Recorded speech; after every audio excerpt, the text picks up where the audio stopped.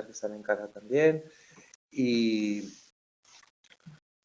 vamos a empezar con el tema 2, que es un tema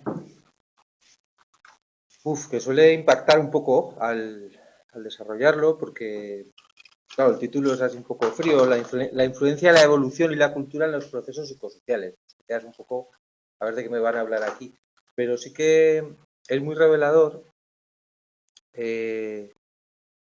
porque el título, si lo partimos en dos, o sea, hablamos de la influencia de la evolución y de la cultura en los procesos psicosociales, pues es el kit de la cuestión. Me explico.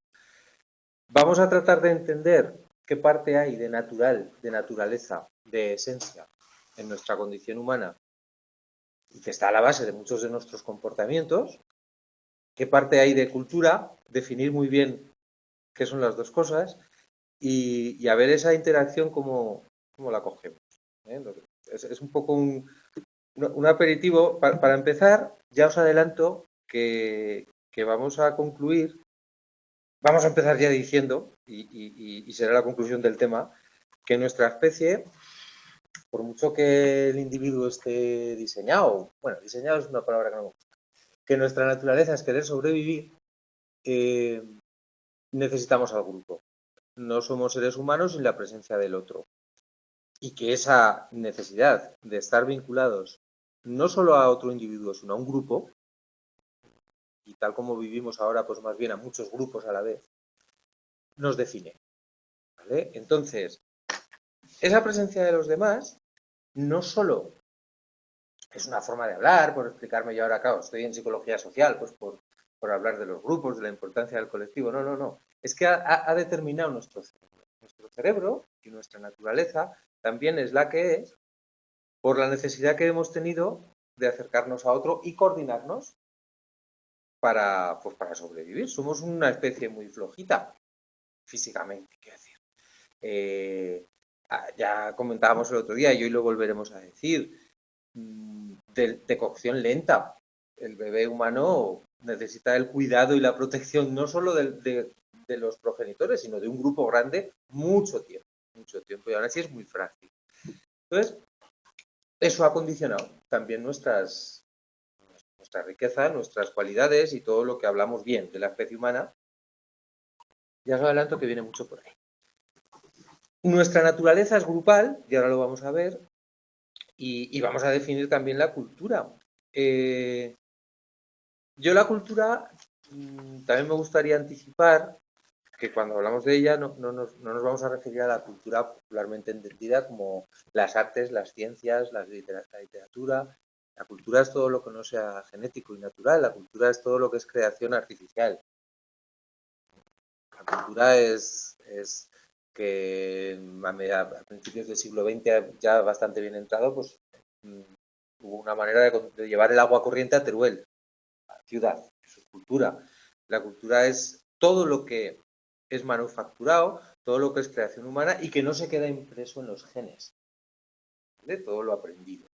Entonces, desde ese punto de vista, la psicología social pues se pregunta en este tema a ver hasta qué punto la evolución ha influido en lo que somos. Os va a ofender en algunos momentos, bueno, no va a ofender, no, pero os va a provocar, ¿no? Decir, joder, porque vamos a hablar de tendencias que a lo mejor se explican por nuestra naturaleza. Pues, por ejemplo, a mí me gusta mucho, porque también es provocador este argumento, plantear que en los comportamientos xenófobos y en los comportamientos de rechazo a grupos distintos, posiblemente haya un componente que lo explica desde nuestra naturaleza evolutiva, porque en tiempos ancestrales era posible que generar un miedo al extraño, al que venía y podía darnos nuestra cueva y nuestro medio de vida, pues a lo mejor era positivo recelar de forma natural del que era diferente. ¿Me explico? Fijaros con qué cuidado lo digo, porque claro, aquí vamos a distinguir de lo que es nuestra naturaleza de aquello que somos y de lo que queremos ser. No solo somos nuestra naturaleza. Esto es lo bonito del tema. También somos la cultura. Y lo mismo que he dicho este argumento así tan provocador y tan brevemente, pues también me discuto yo mismo y digo, nosotros hemos visto que a fuerza de convivir con el que es diferente, de acercarnos, de pasar tiempo, nos damos cuenta de las muchas similitudes que hay. Y ese miedo, en principio, nace a lo mejor de forma natural, se va. Bueno, pues eso también es el ser humano, ¿vale? Entonces, bueno, pues para enganchar un poco la gracia del tema, porque si no corremos el peligro de aburrirnos. Vamos a ver la influencia de la evolución. Partimos, por supuesto, mencionando a Darwin y expresando un concepto que es el de continuidad evolutiva, muchas veces mal entendido, y porque muchas veces ha sido mal explicado. El término en sí mismo lo que significa es que todas las especies humanas, todas las especies actuales, no solo la especie humana, procede de un tronco común. No han ido evolucionando independientemente, han evolucionado con un proceso que sabemos de memoria que se llama selección natural. Por lo menos de oírlo nombrar. ¿Ah? De la supervivencia del más fuerte, del que mejor se sabe adaptar, etcétera. Hay una diferencia de la perspectiva de la evolución de Darwin con la perspectiva de la evolución de Lamarck, que yo quiero destacar. Aquí está muy resumido, pero quiero que, a ver si tengo razón, yo creo que todavía entendemos la evolución en muchos casos, o nos la han explicado, en términos lamarckianos más que darwinistas. La evolución no va a ningún lado. La evolución no busca la perfección. La evolución no tiene ningún fin. Esto es un poco lo que... Fijaros que cuando Darwin abre la boca es una bomba. Es una bomba en la comunidad científica de su siglo, de repente, y claro, y en los poderes. Es decir, se cae un poco la perspectiva de que hemos sido creados, ¿no? Es algo que se ha defendido. Bueno, aún hay creacionismo y aún se habla de teorías creacionistas. Y a lo mejor la forma de casar un poco el descubrimiento de la teoría de la evolución, el descubrimiento de que había habido una evolución de las especies, con las creencias religiosas era pues sentir un poco, pensar que hay una mano que orquesta, ¿no? Un poco y dirige, y que además casualmente la especie humana, que somos los que hemos inventado todo esto, estamos en la cúspide de esa evolución. Era un poco, Lamarck sería un poco eso que hemos dicho alguna vez o hemos escuchado. Fíjate qué lista en la naturaleza que las jirafas se estira el cuello para que lleguen a los árboles más altos, ¿no? Esta es una explicación. Claro, lo que plantea Darwin no es eso. Lo que plantea Darwin es que a base de errores de copia de miles de millones de años, ha habido individuos que han nacido con esa característica de tener el cuello más largo y que en determinadas zonas han tenido más probabilidad de sobrevivir y que eso se ha transmitido mejor a la siguiente generación. O sea, una visión, ¿ves la diferencia, verdad? Totalmente fría, totalmente azarosa. Eso impresiona mucho. Entonces, ya os digo bueno, que esa perspectiva evolucionista que vamos a ver aquí es la de Darwin, es la fría. No hemos surgido por generación espontánea. Otra cosa que le decía Lamarck también era, o que planteaba el lamarckismo, era que los cambios sufridos en la vida de un individuo se podían transmitir genéticamente a los descendientes. Y eso no es así. Por mucho que yo me dé por estudiar alemán con mucho ahínco en mi vida, no voy a transmitir ninguna capacidad a mis hijos ni a mis nietos de que se les dé bien los idiomas. Digo, no, nada. Es decir, los genes van a su rollo y los individuos vamos al nuestro. Bueno, pues esto también está un poco interiorizado, como que había era todo como un poco más rápido, no. Es más frío, más lento y más azaroso. Entonces, lo que se plantea el tema es, ¿qué es lo que ha definido nuestra especie humana? ¿Por qué somos como somos? Y el punto de por qué ha evolucionado el cerebro humano en la forma en que lo ha hecho, pues es muy revelador. Hay dos teorías. Hay teóricos que dicen, pues lo que hemos pensado y oído todos alguna vez. A ver, a empezar, me interrumpo yo solo. El cerebro humano es muy poderoso en muchos aspectos y muy avanzado comparado con otras especies en muchos aspectos y muy pobrecito en otros. No somos la especie suprema. Esto es un error, por lo menos un poco a lo mejor, no sé, de altanería nuestra, ¿no? De decir, debemos ser la especie suprema porque somos los únicos que se lo preguntan, ¿no? Las demás no se preguntan nada que sepamos. Hay especies que son muy capaces de sobrevivir más años, de adaptarse mejor a medios que nosotros no podríamos vivir. La especie, la fortaleza de una especie, depende de en qué medida se adapta, sobrevive y transmite. Y los insectos estaban aquí mucho antes que nosotros, posiblemente seguirán mucho después que nosotros. Entonces, bueno, pues nuestro cerebro, que está muy desarrollado, que es muy completo, en la zona de la corteza cerebral, en el córtex, tenemos una capacidad cognitiva, por eso os estoy soltando yo este rollo y vosotros lo estáis entendiendo. Porque si no, pues ¿de qué, no? Tenemos una corteza cerebral muy desarrollada, con muchísimas neuronas, que consume un montón de energía, que le resulta muy cara al organismo y que a eso hay que encontrarle rentabilidad, ¿vale? Entonces, esa corteza cerebral, ¿por qué ha evolucionado tanto? Pues la primera explicación es la que pensáis, y pienso y pensaba.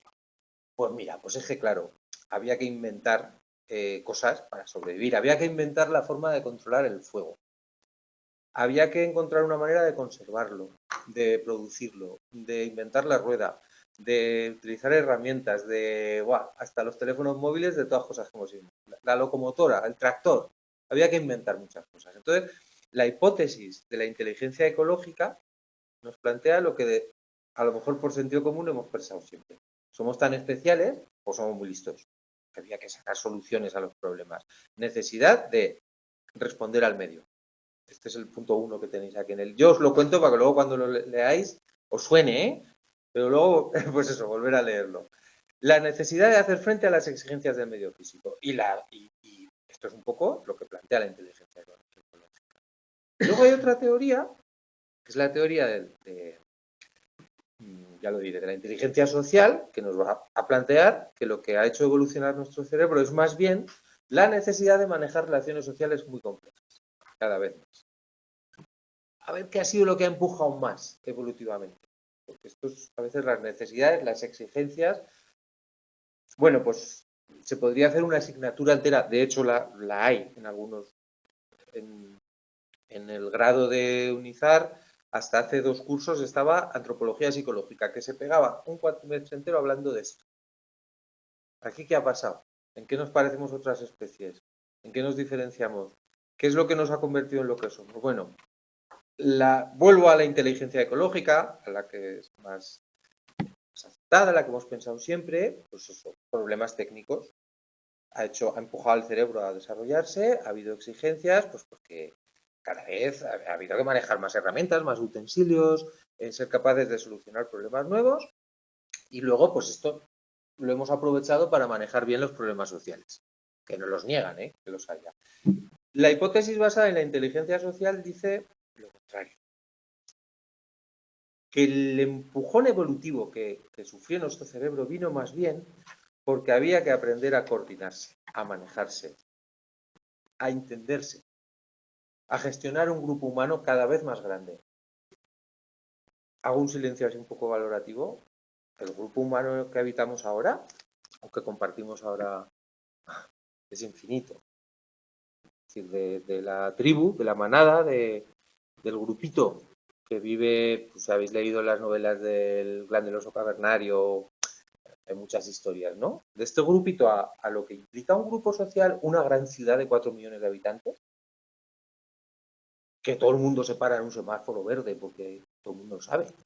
Hay que parar, que todo el mundo gestiona su conducta en cierta armonía. Pocas cosas pasan, para la gente junta que vive en una gran ciudad, ¿verdad? Bueno, pues esa capacidad parece, dice la hipótesis de la inteligencia social, que es lo que nos ha empujado más.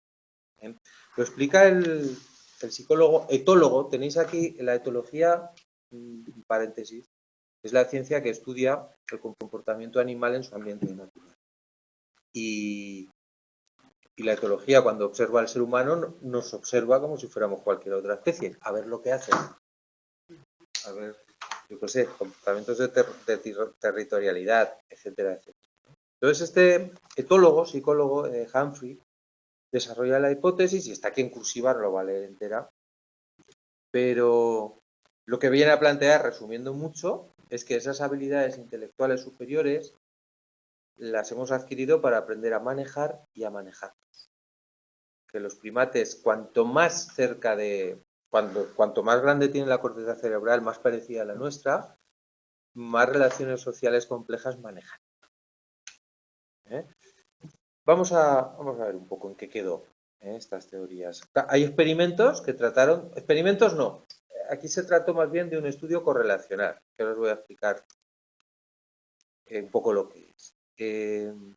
Robin Dunbar comprueba, hace una comparación entre tamaños de los cerebros de varias especies y a ver con qué aspectos correlacionaba más. Si correlacionaba más con el tamaño del grupo, pues a lo mejor es que eso quería decir que a cerebro más grande, tamaño del grupo más grande. ¿Os dais cuenta, no? Mirando a otras especies, a ver si hay una correlación. ¿Ves? Y ahora vuelvo al último punto del tema 1. Que la metodología correlacional, digamos, es lo que hacemos en psicología y en otras ciencias, pues cuando no nos queda más remedio, cuando lo que queremos estudiar no nos cabe en un laboratorio. Lo ideal es meter en un laboratorio las variables a estudiar, por ejemplo, el efecto que sobre el sueño tiene una medicación, ¿vale? Entonces yo ahí controlo todo. La dosis que le doy a los sujetos, si han tomado otras cosas, tengo la capacidad de manipular todo para que las conclusiones que yo saque las pueda atribuir directamente a mi hipótesis. Las pastillas en este caso. ¿Me explico? Lo estoy haciendo muy rápido, pero para que cuando habláis oigáis hablar de estudios correlacionales, pues sepamos un poco de dónde. No siempre podemos meter lo que estamos estudiando en un laboratorio. Imaginaros que yo quiero estudiar, bueno, pues esto, ¿no? Por ejemplo, el tamaño de los cerebros de las especies y el tamaño de los grupos en los que viven. Imaginaos que quiero estudiar los hábitos de consumo de alcohol de estudiantes de la ESO y su rendimiento académico. Si tiene eso relación, ¿vale? Ojo, pues no estaría bien meterlo en un laboratorio, ¿no? Igual a chavales de 14 años hacerles beber a unos y a otros, ¿no? ¿Verdad? Por motivos éticos, metodológicos, a veces no se puede estudiar con el control que implica el método experimental. Pues utilizamos el correlacional, que ¿qué es? Comparamos a ver estas variables cómo bailan. Yo a lo mejor tengo datos sobre el consumo de alcohol en chavales de cuarto de la ESO, que me lo ha hecho ya el INE, o me lo ha hecho una encuesta, o tengo datos, números, y los puedo sopesar con el rendimiento académico de la misma población. Bueno, pues hay un estudio que se llama correlacional, nos da unas conclusiones, nos da un índice de correlación, que si es alta, no nos asegura que una cosa sea causa y la otra efecto, ¿eh? Que eso sí que lo hace el método experimental a seguir, ¿verdad? Pero sí que nos dice, joder, estas dos cosas bailan bien. Qué casualidad que cuando una sube, la otra también sube. Además en una proporción. Y cuando una baja también, o al revés. Cuando una sube, por ejemplo, consumo de tabaco, suben también los problemas respiratorios. Vale, pues estas suben también, las dos a la vez. ¿Vale? Hay variables que se armonizan bien, que dicen, yo no puedo afirmar que es causa y efecto, pero algo está pasando aquí. Este es el estudio de grupo. ¿Vale? Y ahora volvemos otra vez al tema que estamos. Hay un momento del texto, no hace falta que lo busquéis, yo os lo leo, comparó el tamaño cerebral de las especies, a ver con cuál de los dos aspectos correlacionaba.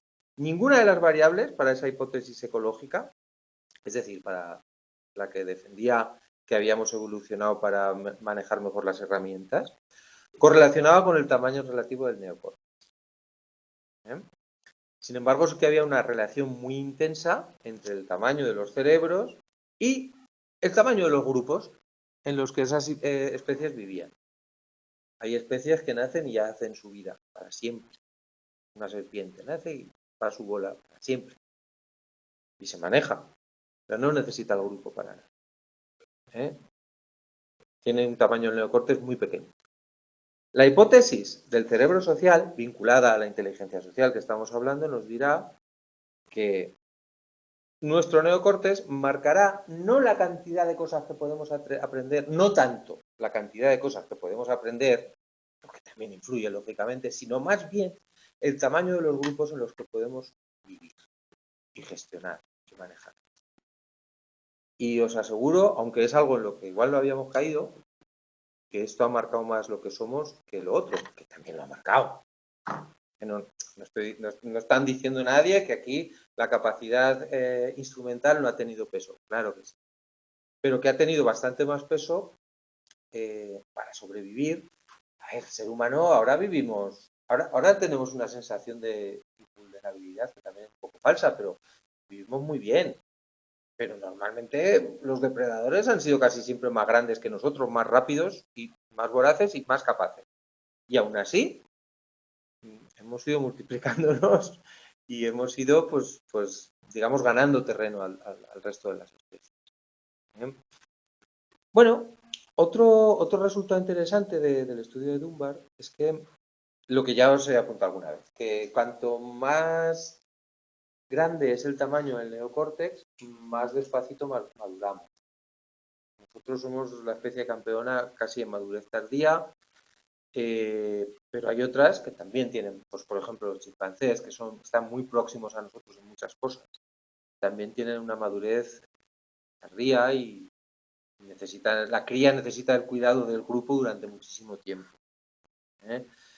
Tiene mucho que ver, ¿vale? Parece, claro, y ahora ya decimos, vale, vamos a divagar. ¿Por qué pasará esto?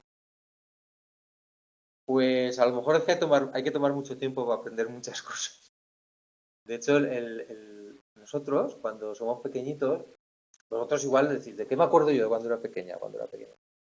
Pues los 3 años y medio, 4 años. Mucho más allá es difícil ir. Antes de parvulitos, de educación infantil, es muy difícil ir. ¿Eso quiere decir que la memoria no estaba funcionando entonces? No, nos estábamos aprendiendo el lenguaje. Un crío de 2 años a veces ya habla como un papagayo. Y si no habla, entiende los cientos, miles de palabras que tiene un idioma. Y tiene eso está cociendo ahí despacito porque hay mucho que aprender. Y está interiorizando relaciones sociales y cómo nos organizamos. Y una de las hipótesis de por qué vamos tan despacito es esta, ¿no? Que para dominar esas relaciones sociales tan complejas, pues hay que dar tiempo a esa corteza cerebral para que vaya haciéndose despacito. El caso es que es así.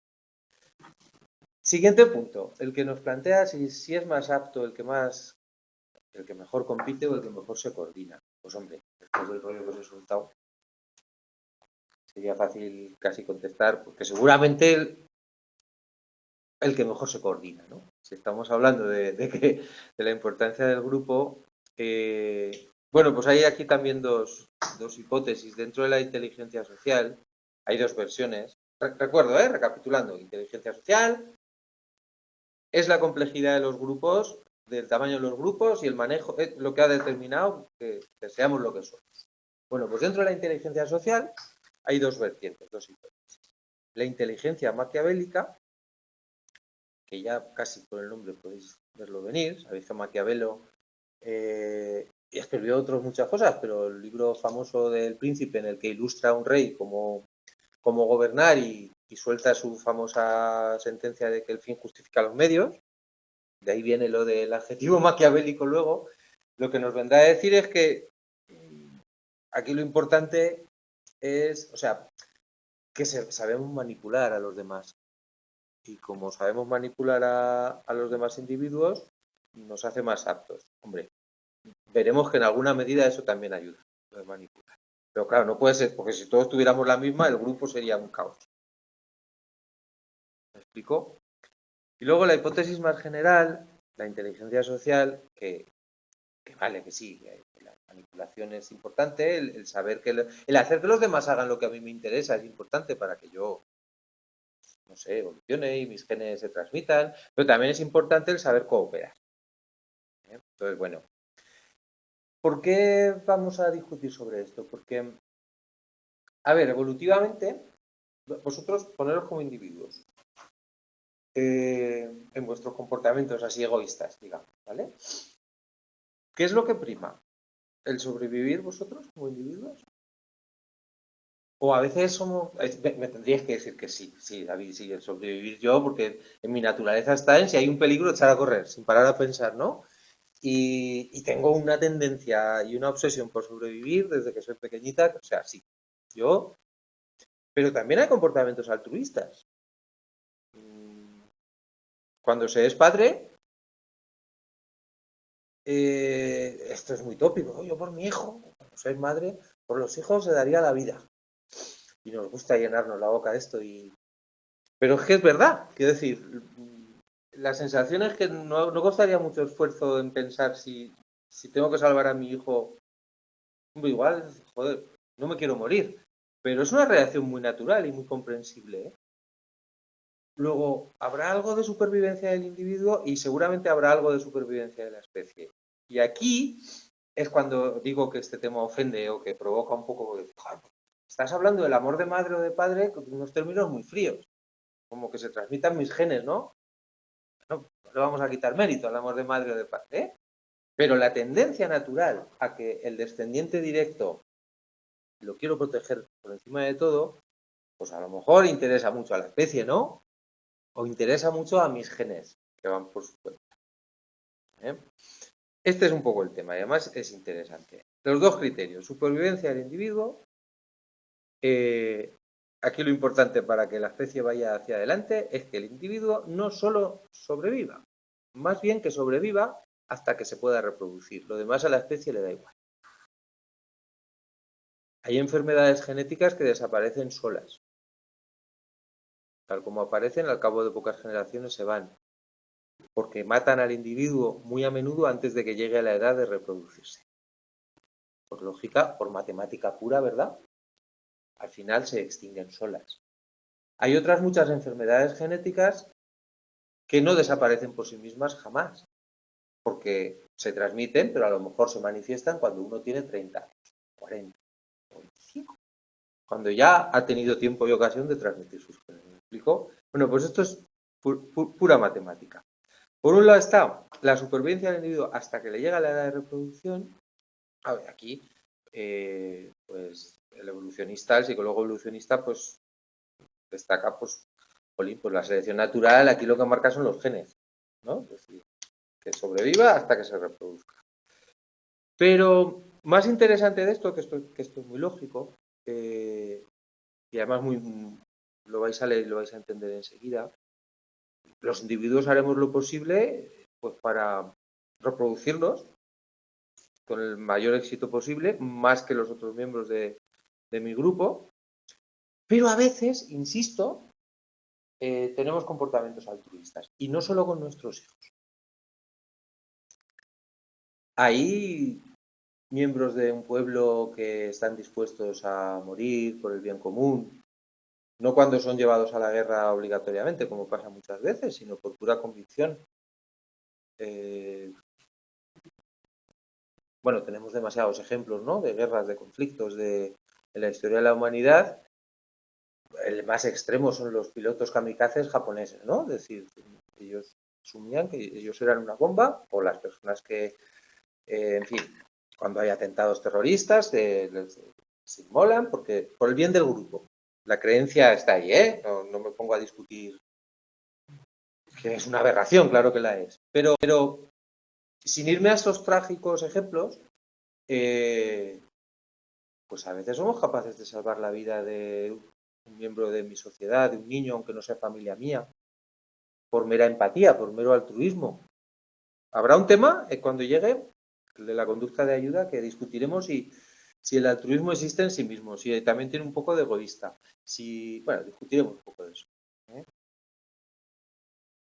Antes de llegar, el caso es que hay muchas conductas prosociales y la más lógica y la más entendible es la selección por parentesco, que es la que yo primero os empecé a hablar, ¿no? Es decir, mi hijo.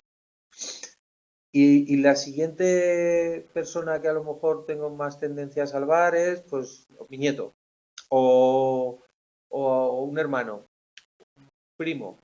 Ya un primo segundo, dudo un segundo antes de, ¿eh?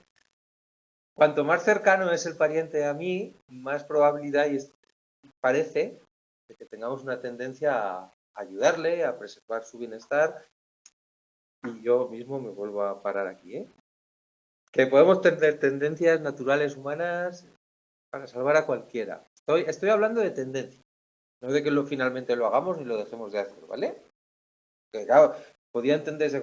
Está diciendo que al primo lo salvo, pero al primo segundo un poco menos y que al vecino ya me da igual, ¿no? No, sabemos que el ser humano somos más raros que todo eso, ¿no? Pero sí que es verdad que hay un impulso natural que está movido por la selección por parentesco que nos hace querer salvar a los parientes cercanos, porque, jolín, pues yo si fuera un gen, me ocuparía de que el organismo que me, que me acoge, pues tuviera esa tendencia, ¿no? De decir, joder, pues si no soy yo, pues es el gen que... Yo estoy igual en el primo, ¿no? O por lo menos repartido por la mitad. La otra, el otro medio, digamos, de... Esto ya sale un poco de los genes, es el llamado altruismo recíproco.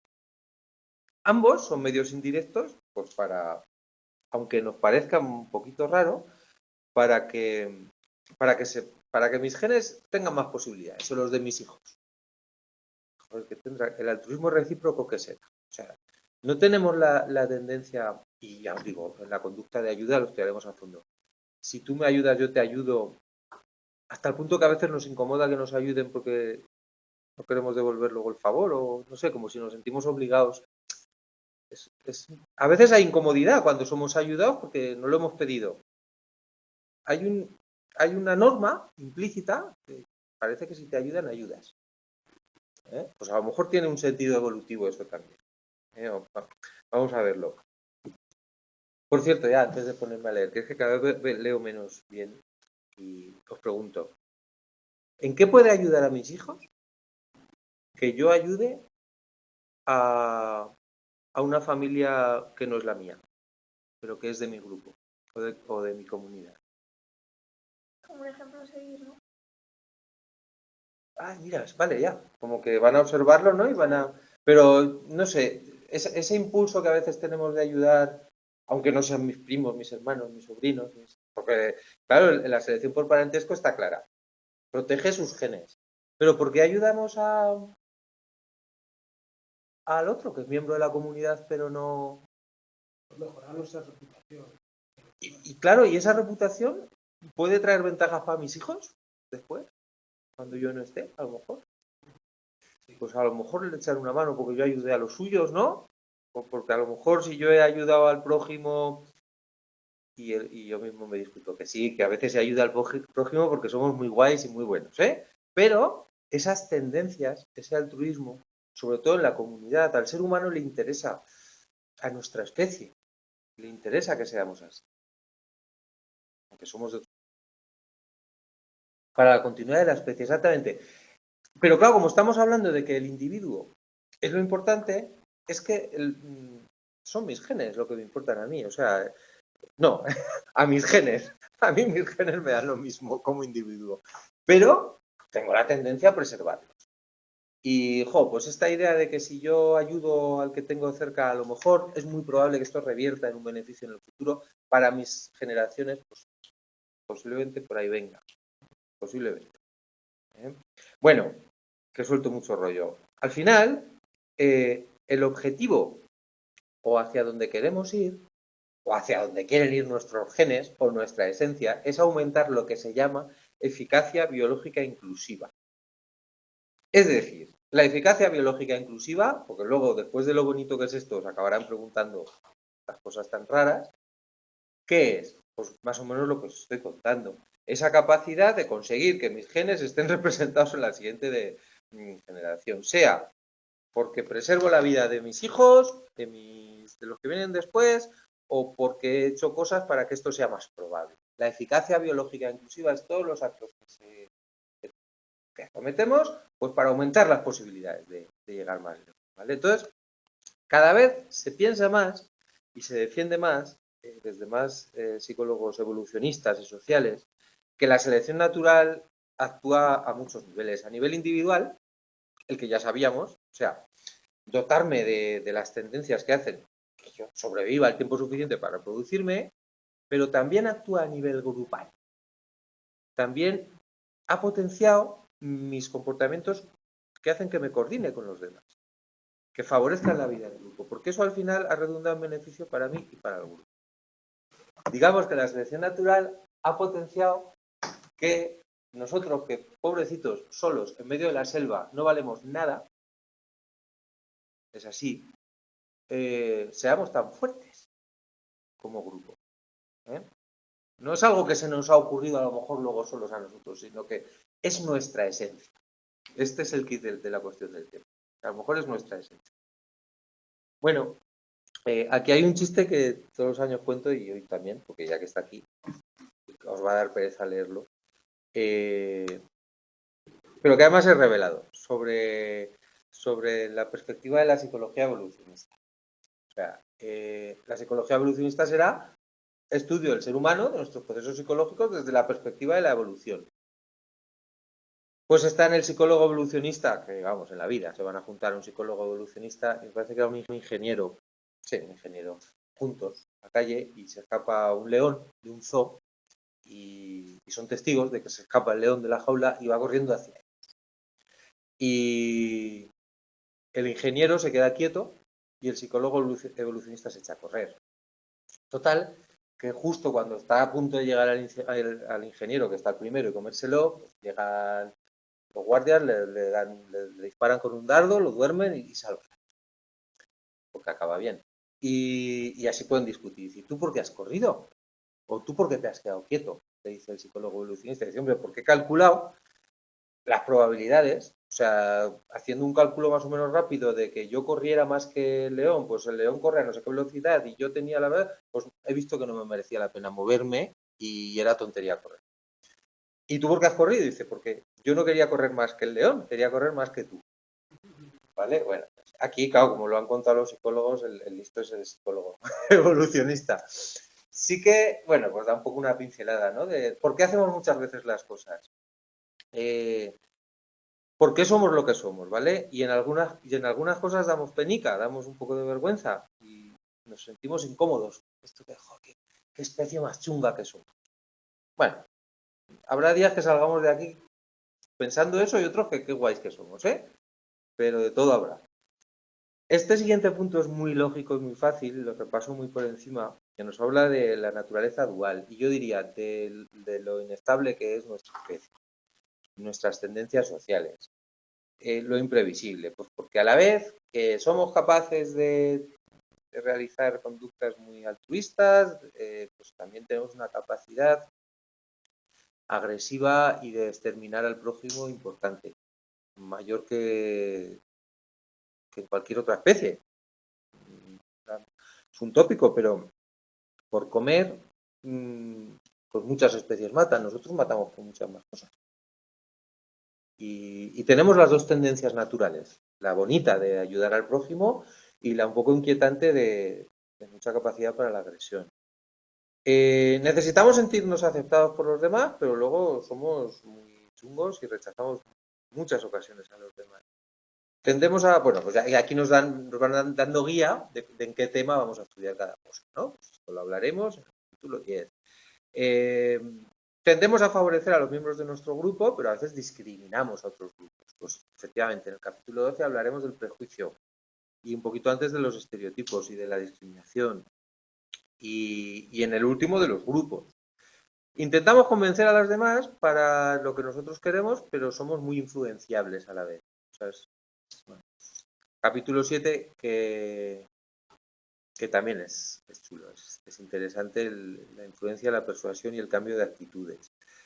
Y bueno, pues tenemos una capacidad muy sorprendente, que no somos la única especie, para la empatía, para sentir lo que siente otro individuo a la vez, a veces solo con mirarnos, ponernos en el lugar del otro, pero eso que es tan bonito y tan útil, pues en el ejercicio de, yo qué sé, la educación o la psicología o otras muchos oficios y en la vida cotidiana, ponernos en el lugar del otro, a veces lo utilizamos para manipular al otro.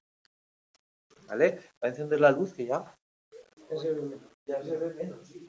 Cierro, ¿estáis viendo? Estamos bien, no, ¿Está fresco? Vamos a ver, vamos a volver a los motivos psicosociales que vimos el otro día, de Susan Fiske. Lo pronuncio muy mal porque total no lo iba a pronunciar bien. Susan Fiske me ha salido. Esta señora la vamos a escuchar muchas veces y ya los vimos. Si os acordáis, los motivos que hacen que nos acerquemos a los demás, que necesitemos a los. Pertenencia, ¿Te acuerdas que el otro día lo hablamos, que era el más importante? La necesidad de pertenecer, de sentir que pertenezco a un grupo. Y yo ponía el ejemplo, el niño de aula de infantil ya a las 2 semanas, cuando ya deja de llorar, ya se siente parte de ese grupo. Y como venga un niño nuevo, ya dices, tú que has venido aquí. Las normas son estas. Y como se crucen con los niños de la otra aula, hay pique ya. Cuarto A contra cuarto B. Esos derbis, desde ya. O sea, tú sientes que perteneces a algo. Aparte de eso, necesitamos, y este era el motivo social más importante, ¿vale? Los otros los desarrolla un poco mejor aquí. La comprensión compartida, bueno, pues vivir en sociedad me ayuda a tener los mismos códigos. A que el semáforo en verde que os decía antes como ejemplo signifique lo mismo. Y cuando me voy a otra cultura un poco o bastante diferente de la mía, me cuesta adaptarme, pero no me queda más remedio que al final hacerlo para saber seguir manejándome, ¿no? Es muy, muy básico. O sea, me acerco a los demás porque necesito sentir que hay unos códigos comunes. Me hace sentir eso seguro también. Y en resultas, el punto 3, el tercer motivo sería la necesidad de control. Yo necesito sentirme eficaz, competente, que me manejo. Y para eso necesito casi siempre acercarme al grupo. ¿Vale? Mirad, voy a poner un ejemplo que cuando lleguen temas más, sobre todo las atribuciones, la cognición social, el capítulo 3, el siguiente, veremos bien lo importante que es sentir, aunque sea un poco falso, que tengo cierto control sobre las consecuencias de mis actos. Que tengo cierto control sobre las cosas que van a pasar. Una de los modelos y de los efectos más devastadores sobre el estado de ánimo es llegar a interiorizar que haga lo que haga, da igual. O sea, que haga lo que haga, no sé lo que va a pasar nunca. Me explico mejor. Que un niño más o menos tenga claro lo que está bien y lo que está mal, qué tiene que hacer para recibir cariño o qué tiene que hacer o qué tiene que evitar para no recibir castigo, ¿no? ¿Qué hago para ser aceptado?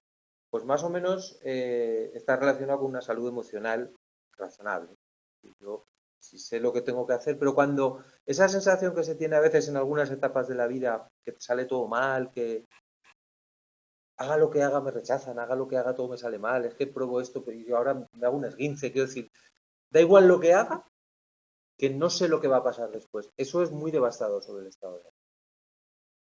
De tal manera que hay un modelo de la depresión que se basa precisamente en que se llama indefensión aprendida, que igual hasta os suena, y si no, pues os sonará, ¿no? Y está estudiado con animales a los que hacen la conducta que se les ha enseñado, pero unas veces les da el premio y otras veces se les da un castigo, por mazaros.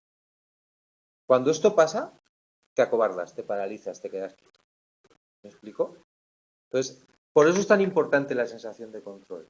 Y para la sensación de control viene muy bien estar en un grupo con el que nos manejamos. ¿Vale? Ya superadas todas estas pantallas, pues si encima me siento especial, me aceptan, me valoran, mejor. Es decir, si en clase, pues yo qué sé, soy el que pinto bien o el que hace los chistes o algo, yo algo, lo que sea. Si el grupo me valora, me acepta, me hace sentir no solo aceptado, sino un poquito especial, mejor. Y eso hace que me acerque también al grupo. Esto lo plantea la autora como motivos sociales universales, ¿eh? Esto quiere decir que en sus investigaciones lo observa de alguna manera en todas las culturas.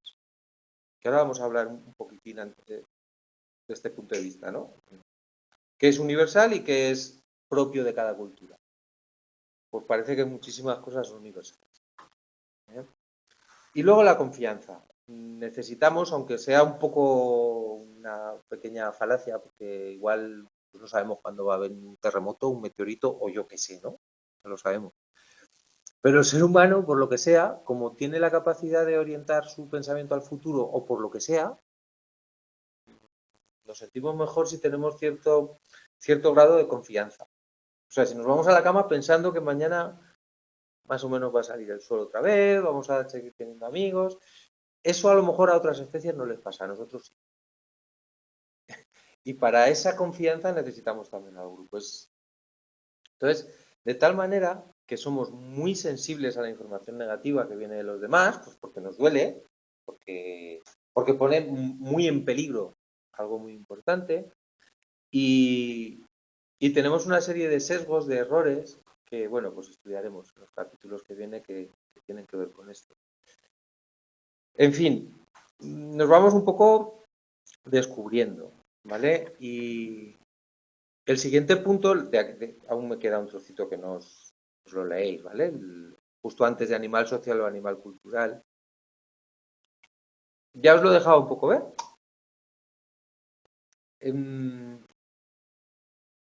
Siempre nos hemos definido como, además es un tópico, ¿no? Es que el hombre es un animal social. O sea, el ser humano es un animal social, ¿verdad? Eso lo hemos dicho muchas veces. Baumeister le pone peros a esta definición, es uno de los estudiosos de la cultura y de lo que significa, y él lo propone cambiar por animal cultural antes que social, porque él dice, no nos hace tan especiales en un animal social, las hormigas igual son más, y las abejas, y otras muchas especies son animales sociales. Lo que nos diferencia en mayor grado del resto de las especies es nuestra capacidad muy alta para la cultura. No somos la única especie que tiene... Pero claro, la diferencia es abismal, como veremos en este tema, ¿eh? Hay chimpancés que tienen una manera de cascar nueces con un procedimiento aprendido de generación en generación, que no están los genes porque en una parte del mundo lo hacen así y en otra lo hacen así. Y eso es bonito de observar porque eso es una capacidad para la cultura. Claro, la sofisticación de nuestra cultura es única. Bueno, pues el autor plantea que nos deberíamos llamar más bien capacidad cultural, o sea, animal cultural antes que social. Y rompe con un debate, o propone una idea para romper con un debate, a ver si me sé explicar bien. Claro, ha habido siempre una distinción entre naturaleza y cultura. ¿Esto es cultural o esto es natural? De hecho, hasta en ámbitos políticos y de opinión pública y de discusiones, no sé, defensores de algunos comportamientos que hoy etiquetamos como machistas, porque hemos acordado que a lo mejor no es lo justo, ¿no? Que haya esa desigualdad y lo hemos acordado porque lo hemos pensado así. Pues defienden que es la naturaleza, que decir, por ejemplo, lo natural es que imaginaros que la mujer se ocupe de las cosas de casa, porque en otras generaciones hay gente que utiliza estos argumentos de lo natural, lo aprendido, ¿verdad? Ya llegará el tiempo de hablar del prejuicio y del sexismo, que hablaremos mucho. Pero ahora solo una pincelada. Ha habido siempre una discusión. ¿Esto es natural o esto es cultural? Y Baumeister plantea que a ver si se pueden casar las dos cosas, porque igual, aunque la cultura sea específica de cada cultura concreta, de Indonesia, de Portugal o de España o de cualquier zona del mundo, hay diferencias culturales aprendidas que no están escritas en los genes, y desde la vestimenta hasta el folclore, hasta muchas cosas, ¿verdad? A lo mejor él plantea, lo que está en nuestra naturaleza, en la de todos, es nuestra capacidad para la cultura. O sea, lo arregla, ¿veis el argumento? ¿No? Es decir, igual lo que sí que se puede hablar claramente de natural es que luego hay diversificación cultural. En cada zona se hacen las cosas de una manera, hay distintos dioses, hay distintos artes, hay distinto de todo. Pero que la naturaleza humana ha dotado al ser humano para la cultura, eso es universal. ¿Eh? Y rompe un poco el debate de esta manera. O sea, lo digo porque luego os encontréis con un texto un poco largo que yo creo que más o menos viene a decir esto. Fijaros, fijaros por qué lo argumenta. Ya os lo he adelantado al empezar el tema. El cerebro es muy listo y es muy complejo, pero es muy caro. El cerebro humano consume muchísima energía. El 20% de las calorías que gastamos en un día, si nos estamos quietos, las gasta el cerebro, que solo ocupa lo que es el cerebro, no el cráneo. Lo que es la masa encefálica ocupa el 2% de la masa corporal. y gasta el 20% de la comida, de las calorías. Ahí algo pasa. Eso para que sea rentable, ¿qué me das tú? Es decir, si te comes el 20% de la energía y eres el 2%, ¿qué me das tú que no me den las piernas? ¿No? Plantea el autor. Entonces, claro, es muy costoso, es muy caro. ¿Cómo nos ayuda a sobrevivir? Pues su conclusión es que si nos hemos desarrollado tanto será porque es rentable, porque es biológicamente rentable y porque hace que nuestra supervivencia sea mucho más probable con ese cerebro que come tanto. Porque si no, no se habría, no sé, se habría desarrollado otra parte del cuerpo o se habría desarrollado menos o nos hace sobrevivir. Bueno, un poco por lo que hemos visto, ¿no? La capacidad de juntarnos, de coordinarnos, de defendernos juntos, etcétera, ¿no? Ventajas que ofrece la cultura, porque dice, cuidado, una de las cosas que el cerebro nos propicia para que sea rentable es nuestra capacidad para la cultura, que no tienen otras especies tan sofisticada como la tenemos, ¿vale? Nosotros la cultura. Entonces, y esto ya lo vais a ver muy obvio, ventajas que ofrece la cultura. Pues mira, no hay que aprenderla todas las veces, tiene un progreso acumulativo. Hubo un momento, si os gusta leer, pues, os aconsejo que leáis El infinito de un junco, que no me venía el título. Es un libro fantástico que explica, bueno, pues la historia de los libros, cómo se llegó a registrar la información desde los primeros papiros, las primeras bibliotecas. A ver, si no hubiera sido por la capacidad de transcribir, de inscribir, de guardar información transcrita, que en algún momento dado se nos ocurrió, ese progreso acumulativo no se habría dado. Habría que haber hecho los mismos planos generación tras generación, ¿me explico? Habría que haber inventado la rueda más veces. Se ha ido acumulando y además, conforme han ido pasando generaciones, se ha ido perfeccionando. ¿Eh? Y eso no está en los genes, ¿eh? Genéticamente somos exactamente igual que éramos hace 20.000, 30.000 años, exactamente igual. Cuando no existía... No, perdonadme la expresión, se ha transmitido flotando. En la información, en los textos, en el lenguaje, en la transmisión oral. Eso ha habido una evolución cultural también, que no se agrava en los genes. Lo que sí que nos propiciaba en nuestros genes es la capacidad de generarse un cerebro con esas capacidades. Bien, aparte del progreso acumulativo, otra ventaja es la combinación de la división del trabajo, la diferenciación de roles y la especialización. ¿Ves aquí alguno? ¿Veis? Claro, diferenciación de roles, cada uno tiene que ejercer el rol que le corresponde. Bueno, pues sin entrar en esa discusión, salimos ganando muy posiblemente cuando en el proceso de ser cazadores-recolectores, pues hubo un momento que se inventó la agricultura, se inventó la ganadería, esto lo resumo mucho, y a lo mejor en lugar de ir todos a recolectar y a cazar, pues era mucho más rentable para el grupo que unos se quedaran cuidando al ganado, otros se quedaran preparando el alimento, etcétera. Otros se especializaran en ser más fuertes para si había batalla, pues a la guerra. Es decir, esa especialización es algo totalmente cultural. Y esa división del trabajo, lo que provoca que podamos vivir como vivimos, es que hay personas que se dedican a la agricultura, aunque eso a veces en las ciudades grandes no se cae en cuenta, ¿no? Hay personas que se dedican a la ganadería, que se pegan todo el día en el monte con las ovejas, hay personas que están en una fábrica haciendo textil, hay personas que... Si no, no podríamos vivir, sería imposible. Bueno, pues esa diferenciación del trabajo y esa especialización es una ventaja de la cultura. La capacidad de cooperar con muchas más personas, y este libro, las primeras ediciones, fijaos cómo lo llevo yo, o sea, yo creo que es de 2003 o 2004, no, 2010, por lo menos 12 o 13 años tiene. Quiero decir que no sabía que íbamos a inventar los móviles y no sabía hasta qué punto esto iba a ser así, pero ya se hablaba de la capacidad de cooperar con muchas personas aunque estén distantes, culturas lejanas. El comercio a través de los continentes viene de muy lejos. Bueno, pues esto es un poco en qué medida, y yo sé que esto, vamos, creo que es bonito, ¿no? Es interesante, pero aparte que no nos quedemos solo con que es bonito, sino que repasemos otra vez. ¿De qué estoy hablando? Una cosa es lo que está escrito en los genes, que es la capacidad para todo esto. Y otra cosa es todo esto, la cultura. ¿Vale? Nuestros medios, nuestros productos humanos que hemos transmitido por medios culturales, que no van en la sangre, para nada. Ahora mismo nace aquí un niño de hace 20.000 años y se desarrolla igual que nosotros. Y nosotros aparecemos allí y pasamos canutas igual que allí, exactamente igual. No nacemos con la información que tenemos ahora. No somos más listos que éramos, que eso es que somos muy pedantes. Nos parece, es que antes siempre nos ha parecido que ahora estamos jugando mejor. Pues eso ya lo pensaban en la Grecia clásica, ¿eh? A lo mejor tienen razón también.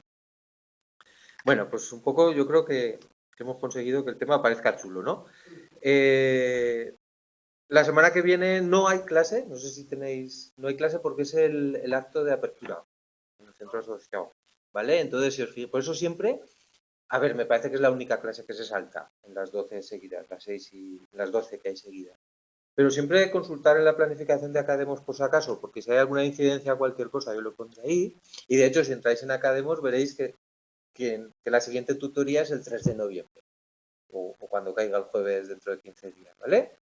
Bueno, en cualquier caso, la siguiente clase trataré de terminar el tema y si no se termina, como otros cursos lo he terminado muy bien terminado, pues ya os completaré con alguna grabación y seguimos avanzando, ¿vale? Todo lo que podáis ir viendo, ir leyendo, ir subrayando, en fin, que os voy a decir, hacerlo, porque luego los exámenes vienen muy, muy de golpe.